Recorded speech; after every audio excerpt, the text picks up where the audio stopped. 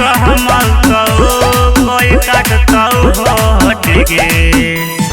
होए जे तो छोड़िया मुँह तो हरे का लागे होए जे तो छोड़िया मुँह तो हरे का लागे लूट ले तो छौरी तोरा समस्तीपुर वाला गे लूट ले तो छौरी तोरा समस्तीपुर वाला गे लूट ले तो छौरी तोरा समस्तीपुर वाला गे लूट ले तो छौरी तोरा समस्तीपुर वाला गे लूट ले तो छौरी तोरा तोरा तोरा Recording by Dev Bhojpuri Entertainment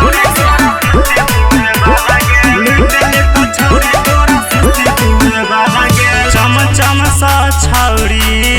नहीं बच पैबे गे छौरी नहीं बच पैबे गे हमारा सब परतौ छौरी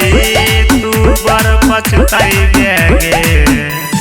बनतो नहीं कोई छौरी तोहर रखिबा लागे बनतो नहीं कोई छौरी तोहर रखिबा लागे लूट ले तो छौरी तोरा समस्तीपुर वाला गे लूट